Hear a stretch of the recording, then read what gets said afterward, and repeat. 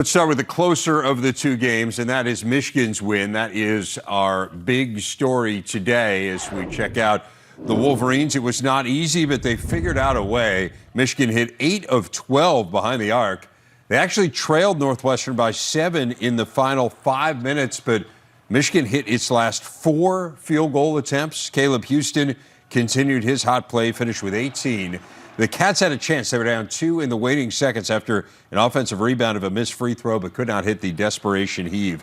And Michigan survives, winning it by 2. And it's interesting, Raphael, the narrative kind of coming out of Michigan after the game was this was not the kind of game they would have won earlier in the season, but they figured out a way to win it now, and kind of pointed to that as an indication of maturity and of this team getting better. You agree with that narrative? No, 100% agree. You think early in the season, Hunter Dickinson gets 9 points and fouls out. Eli Brooks doesn't score in the first half. You think Michigan gets blown out of the gym. But they've matured. Caleb Houston is coming to his own. The game is slowed down for Devontae Jones. And then Diabate is a force on the offensive glass. So things started to work out for the Michigan team. And you can see it down the stretch. Those last 4 minutes, they made 4 shots in a row because they took good shots. When you're down in the stretch, you're coming back from a 5-point lead or a 7-point lead. It's all about getting good shots. Down that stretch, Michigan got every shot that they wanted. They didn't force it. They took open threes when they had it, compared to Northwestern took some quick ones. So that kind of shows the maturity of a team, getting your best shot, especially at the end of the game. And to be pointing towards the team's maturity when one of the players who is playing the best is a freshman, that speaks volumes about that freshman. Caleb Houston, again, there was so much talk and so much hype about him in the preseason. The thought was he was going to be the best freshman in the Big Ten. He may end up being the best freshman in the Big Ten. His play these last few games, just night and day from where he was a few weeks ago. Yeah, coming into last night, he was 8 of 11 from the three-point line over his last 2. Now he's hit 11 of 16 in his last 3, averaging close to 18 points per game. He knew he was hard on himself when he wasn't playing well. No one was harder on themselves than Caleb Houston was on himself.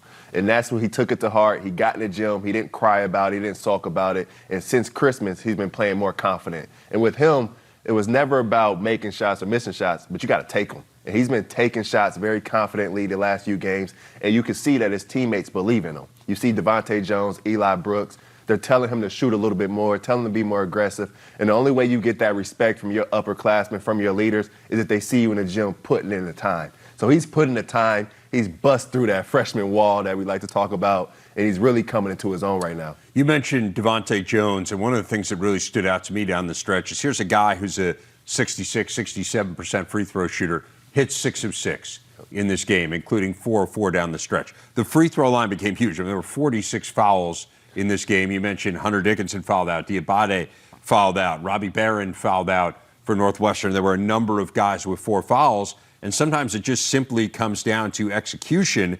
And I guess then the flip side is the other team, and Northwestern missed 10 free throws in this game. This is a team that in non-conference play shot about 78% from the free throw line. They were one of the best free throw shooting teams, not just in the Big Ten, but in the country. Now in conference play, they're down around 67%. And again, you think about, what is that? It's 2-3 free throws a game.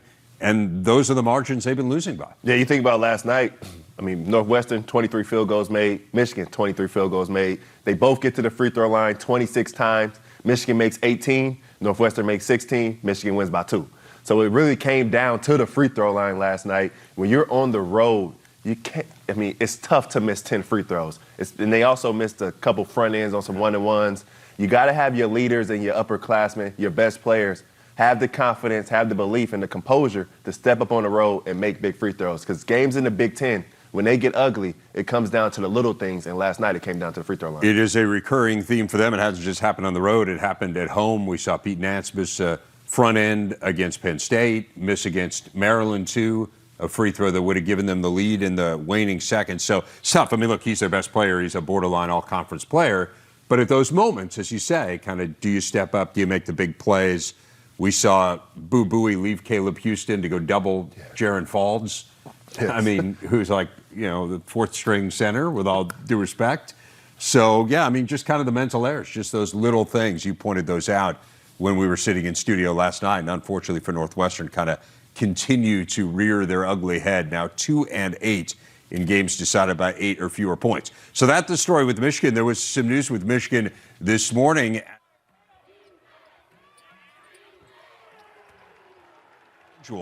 They will now host Purdue on Thursday, February 10th. That game was originally scheduled for January 11th. It does mean the Wolverines are not going to play 6 games in 14 days, including 2 matchups with Purdue in less than a week. They play in West Lafayette 5 days before that rescheduled matchup. So again, there have been some speculation as to what was going to happen with these games. We now know about one of them. We'll find out there's a Michigan State game out there as well. Game 2, totally different story. Indiana just dismantling Penn State. You think about where Indiana was, the game previous against Michigan on Sunday, where they played about as poorly as we have seen them play all year, at home where they hadn't lost, and the Wolverines really controlled that game from start to finish. This a very different story here. Indiana just jumped on them. What stood out to you, Raphael? The pure attention to detail, the detailed attention they came out with to start the game. They were dialed into the scouting report. They knew what Penn State was wanting to run, and then they came out and they made shots. Indiana made their first 6 threes last night. It's when the team comes out that normally doesn't make a lot of threes, they hit their first 6. All plans go out the window. All scouting reports go out the window. It's time to play ball. And Indiana was able to do that on the offensive end, push the tempo, and then defensively, they just locked up. I mean, I want to hear that pregame speech Coach Wilson gave the guys to get them to go out there and just fly around like their hair was on fire. That might have been the best 20-minute stretch I've seen a team play this season in the Big Ten. I mean, defensively, offensively, blocking shots, sharing the basketball, everyone getting involved. I mean, Race Thompson, you think about the Michigan game, 4 for 11 for 9 points. Wasn't his best outing. Last night, he gets 18 and 6, really dominates the game throughout. I mean, Xavier Johnson is becoming a point guard that Indiana hoped him to be. The game is starting to slow down for him as well. He's no longer looking for his shot first. He's finding his guys, then finding himself in transition, then making his open jump shots. So things are starting to flow well down in Bloomington. I'm with you. I thought the defense really stood out. You get a shot clock violation in the first possession of the game, yes, and you set the tone in that way, and then 10 block shots. And we have talked a lot about where Indiana is good and why they're so good on the defensive end. And part of it is they do a really nice job of taking away the 3. Yeah. But, man, they're hard to score on inside. They have such good length with Race Thompson and Trace Jackson-Davis. And Race Thompson really came alive in this game, too. Here's a guy who struggled with his outside shot this year, hit a couple of threes in this game. If he can add that to the arsenal, in addition to the defense, he had a season high in scoring.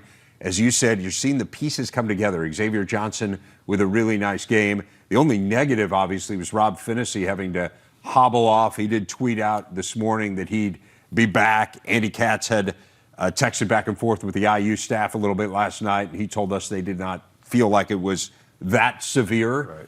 Right. So I think that's encouraging. But overall, I mean, aside from that, man, this is, for 20 minutes, if Indiana plays like that, Raphael, they can beat anybody. Yeah, 100%. I mean, Penn State shot 15, 16% in the first half. Hit 5 field goals. That is hard to do. Yeah. And when you have just a backline defense of one of the most athletic players in the conference with Trace Jackson-Davis, Race Thompson is not afraid to get dunked on. He's going to jump at everything. It just gives so much confidence to a Xavier Johnson, to a Parker Stewart, to a Miller Kopp to be able to defend without your hands. If you get beat, you know you have that backline help behind you to block that shot, to clean it up. And then Geronimo gave awesome effort off of the bench. I mean, he blocked the 3-point shot. And then you think about what Galloway brings, the toughness. If this Indiana team could defend at a high level like this for that 20 minutes and also make shots like they did in the first half, Race Thompson starts to make threes. Where do you double from? Because the story was you leave Xavier Johnson or you're going to post double from Race Thompson and crack down.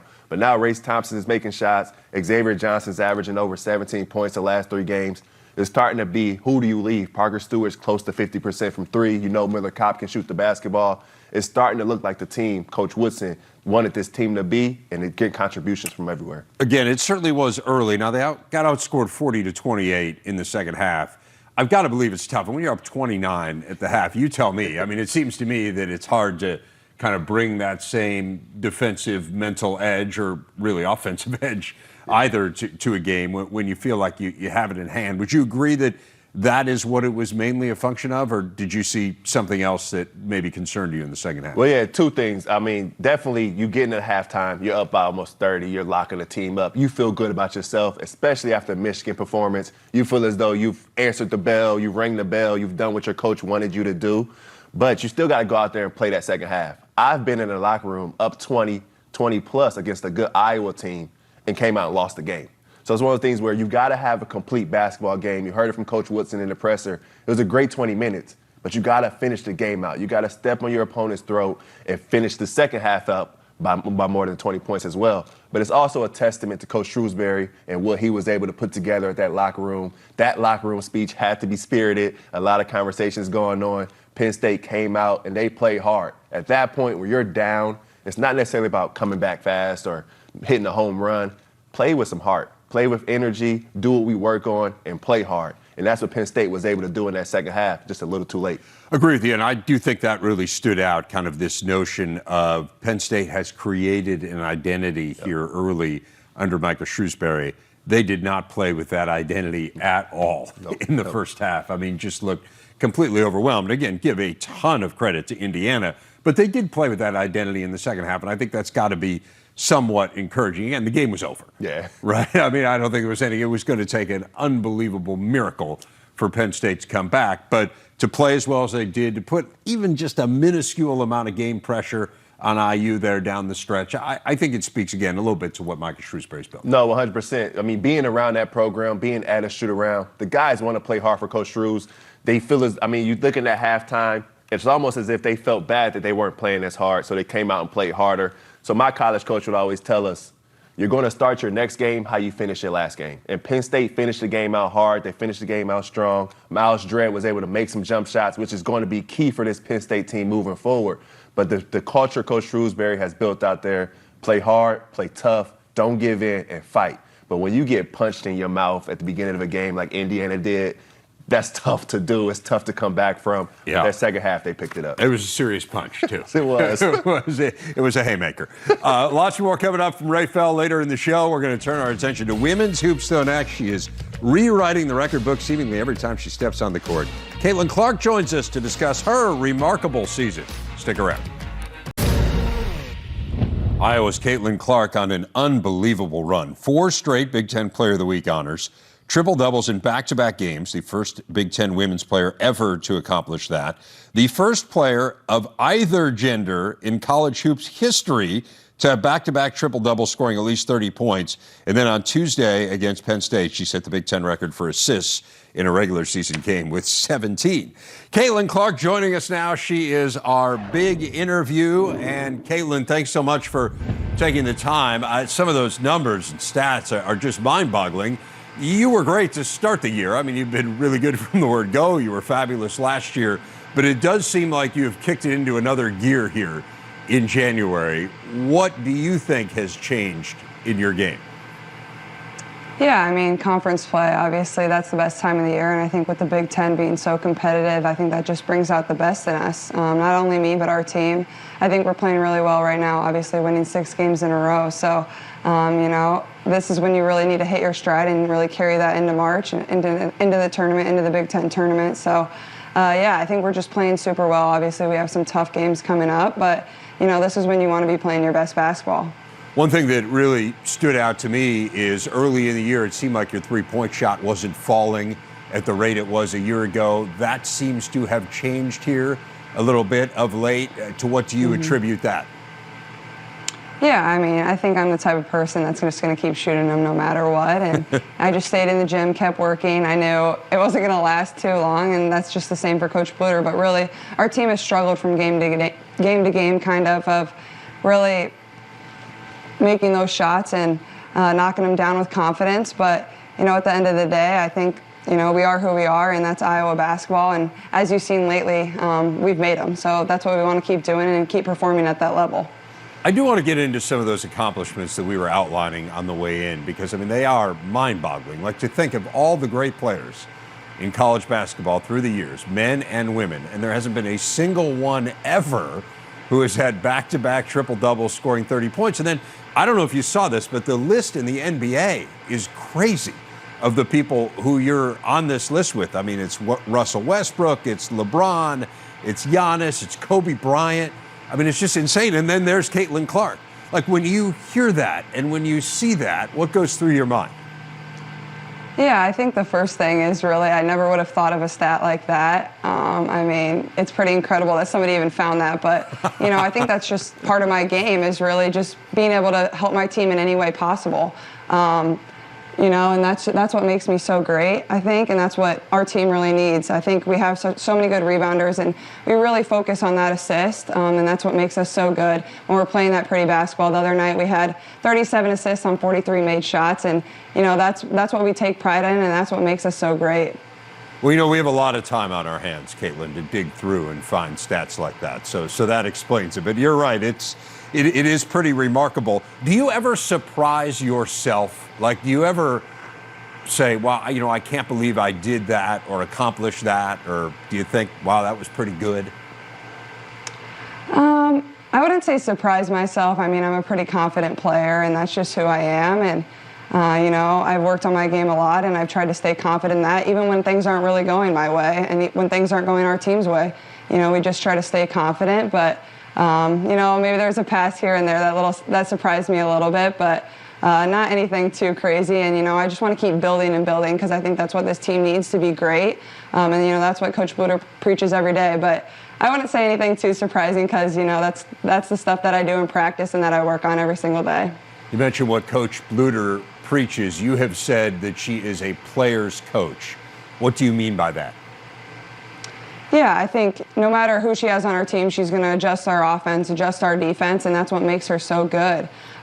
When she had Megan Gustafson, we ran a completely different offense, and now with the team we have now, we run a fast break that really gets us going, and then in the half court, we run a read and react, and, you know, that just makes us who we are, and I think it really displays the skill set of not only myself but our whole team. And with Monica in the post, I mean, we're pretty good with that read and react offense, just reading and playing off each other. This team has not been to the Final Four since 1993. How much does that drive you, trying to get Iowa back to the Final Four, back to the promised land here? Yeah, I mean, that's what I've said since the day I came to campus, really since the day I committed. You know, that's been our goal. That's been Coach Bluder's goal. You know, that's what we want to accomplish. Obviously, making the Sweet 16 last year, that was great, but now we want to keep building on that. Obviously, we know every other team in the country is saying the exact same thing. So what are we going to do? Separate ourselves. And, you know, that's what we come to practice every day, to work harder and try to separate ourselves. And, you know, it's going to be a hard road. Not everything's going to go our way, but, you know, that is our goal and that's our future, and that's what we work for every single day. I want to dive into your background a little bit. You are from the Des Moines area, so you are a native Iowan. You had offers from all over the country. You chose to stay home and play for the Hawkeyes. How much do you think in the future here, with some of the new rules, particularly with NIL opportunities, there might be more young men and young women who choose to stay closer to home and play for their home state school? Yeah, I think certainly. I mean, those are my roots. That's where I'm from. You know, I'm super close with my family. I wanted them at my games. So, you know, that was a big reason of staying home and picking Coach Bluder in this Hawkeye program.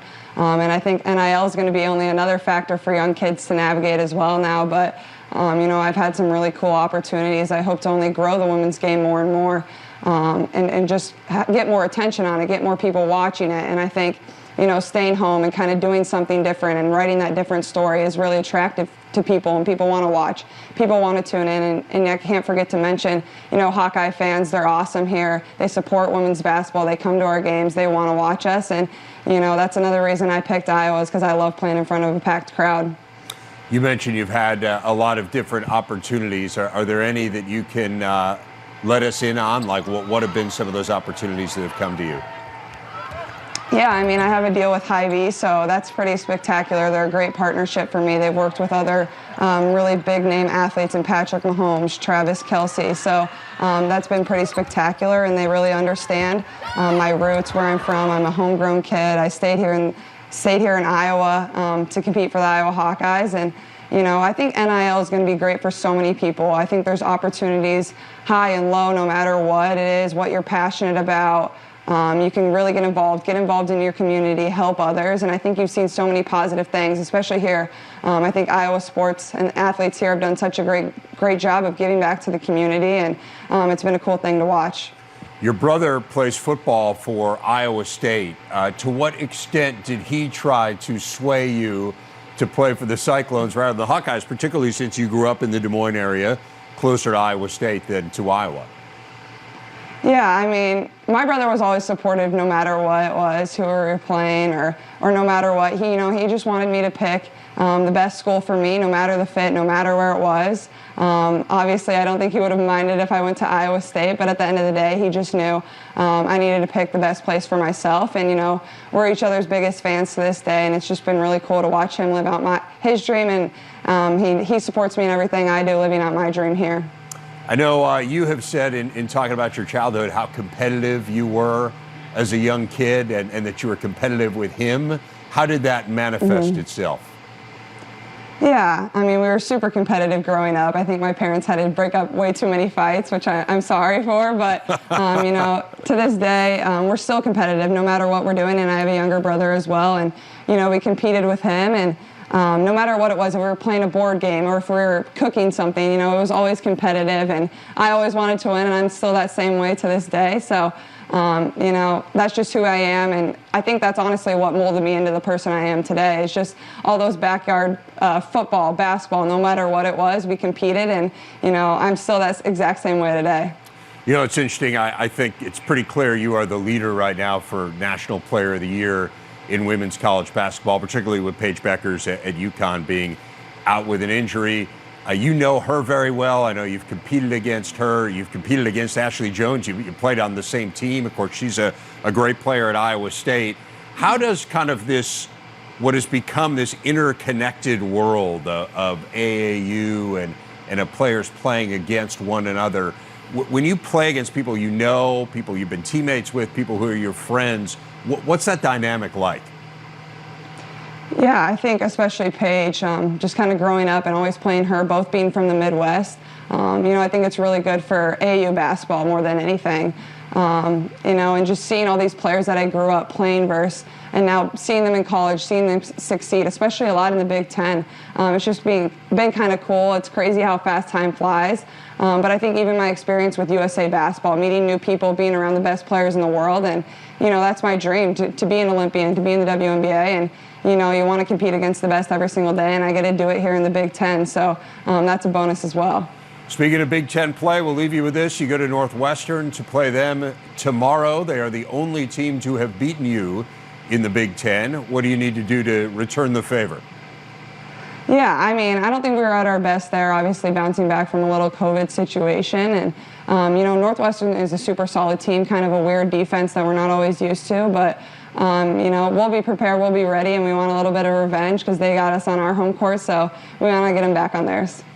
Well, Caitlin Clark, thanks a lot for your time. We'll get you a molded earpiece next time so that it sticks in there. Yeah, seriously, it doesn't fit in my ear. I don't know if I got small ears or what. Yeah, no, you overcame it. You overcame it brilliantly, right? I mean, you avoided turnovers every single time. It was really good. Thanks so much, Caitlin. I appreciate it. Thanks for having me on. Take care. Absolutely. Iowa Athletic Director Gary Barta, quoted in The Athletic this week, is saying the Big Ten may reduce the number of conference football games and eliminate divisions, telling Scott Dochterman, quote, "We've had several conversations. One of the things that we're watching is whether it's related to the alliance, which we're talking through, and or what gives us the best opportunity to have the most success in the college football playoff format." Some interesting stuff there. Scott Dochterman joins us now. And Scott, let's start with this. Just give people a sense of what is driving this notion of perhaps eliminating divisions. Yeah, Dave, I mean, there's the confluence of a lot of different topics right now. And I mean, I guess first, they have to change the schedule anyway, because as we know, during the COVID year, they moved 6 different games and locations. So every year you have to make sure to change these games. But the alliance figures into this, whether or not the Big Ten can make enough room so they can have those games against the ACC and Pac-12. So that means are they going to drop from 9 to 8 games? And then, then there's been also some discussions about East versus West and the imbalance we've seen in the championship games where the East leads 8-0. Now in regular season play, it's fairly even. It's 77-70 with Ohio State having an 18-2 record against the West Division. However, there is some imbalance there as far as championships go.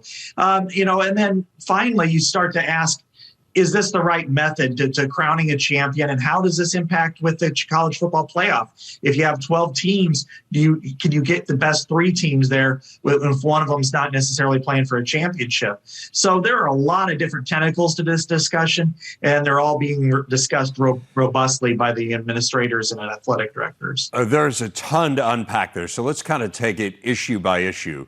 Let's start with, if you eliminate divisions, you talked about there being protected games, that each team would have 3 rivals, presumably, or 3 schools that they played on an annual basis. Some of them are obvious. Obviously, Indiana's going to play Purdue, and Ohio State's going to play Michigan and whatnot. But how do you think overall they try to determine it? Would it be regionally? Would it be trying to balance kind of based on the last 20 years, how competitive these teams are, and not loading up one team schedule with 3 really difficult opponents per year? What's the secret sauce there?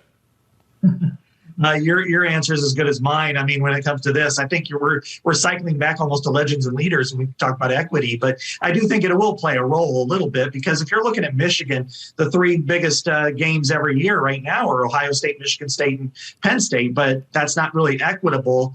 And then you start to add some of the newer teams, Maryland, Rutgers. They don't necessarily have 3 rivals in here. So who's going to play there and who's going to be upset? Now, I think there are a lot of games that make sense. As you mentioned, Indiana, Purdue, Illinois, Northwestern, Minnesota, Wisconsin, Iowa, Nebraska. I think they're all going to be protected here.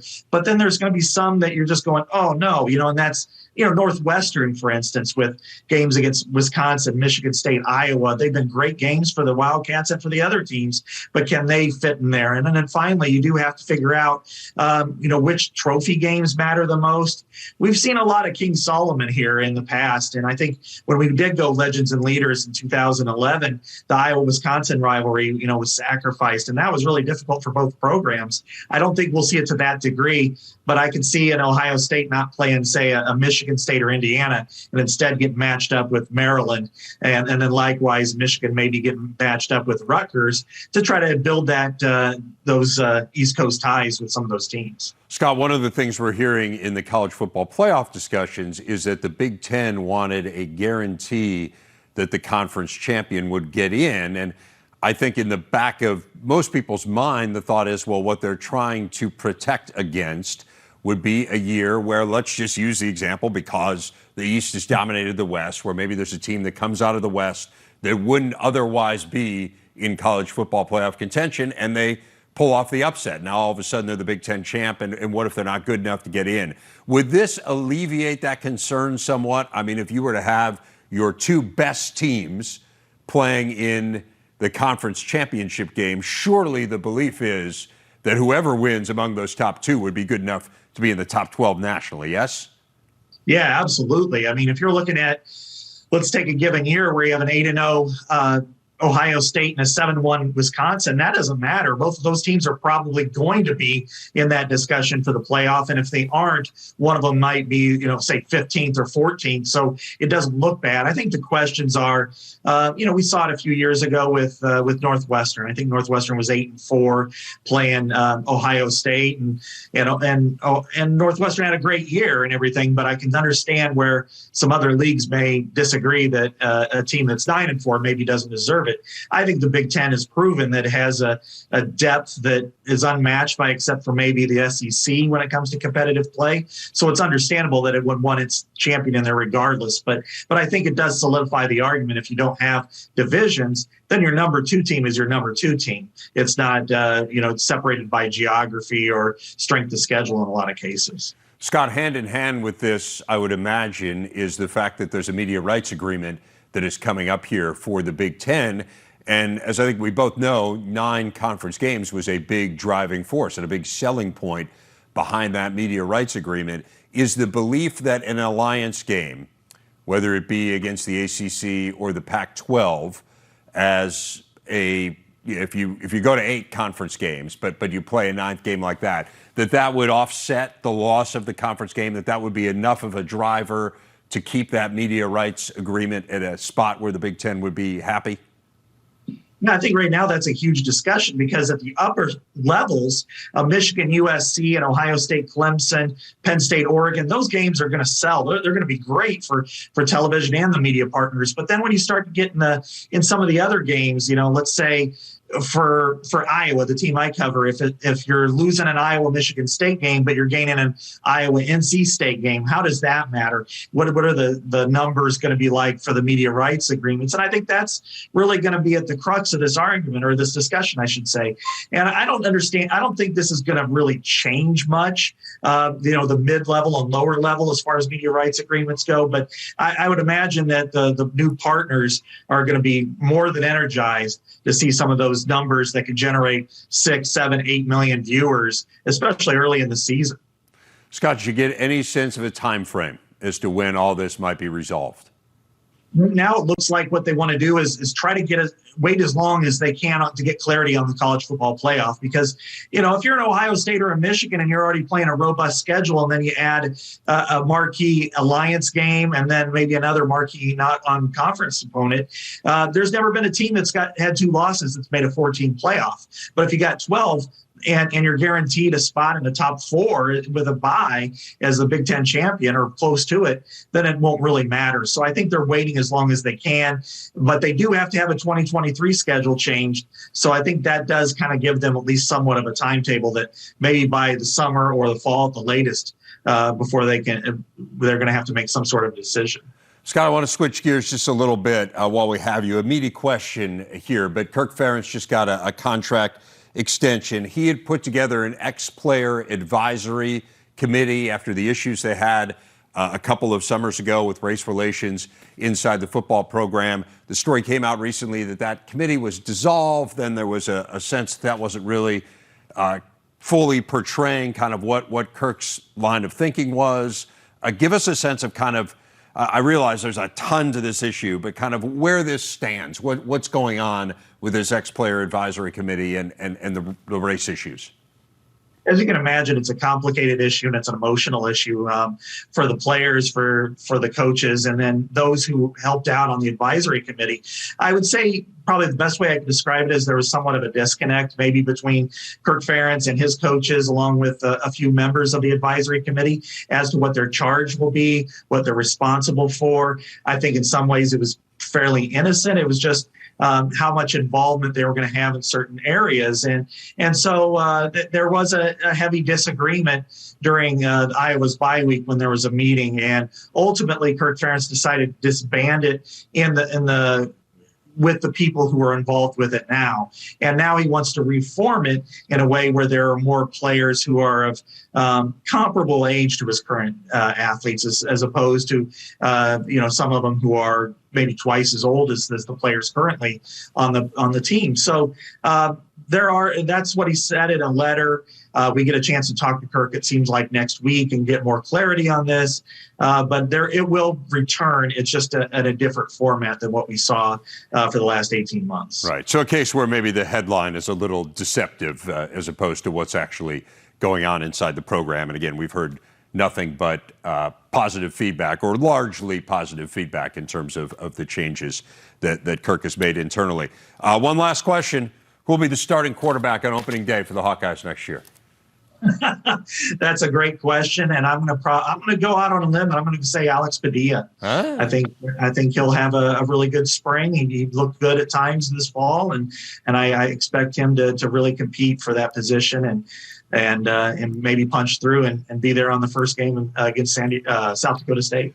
All right, Scott. Big weekend coming up here in Iowa City. Actually starting tonight. Enjoy the hoops tonight, and the wrestling should be phenomenal tomorrow as well. We're looking forward to covering that here on the Big Ten Network. Scott Dochterman, thanks so much. Thanks, Dave. Appreciate you having me.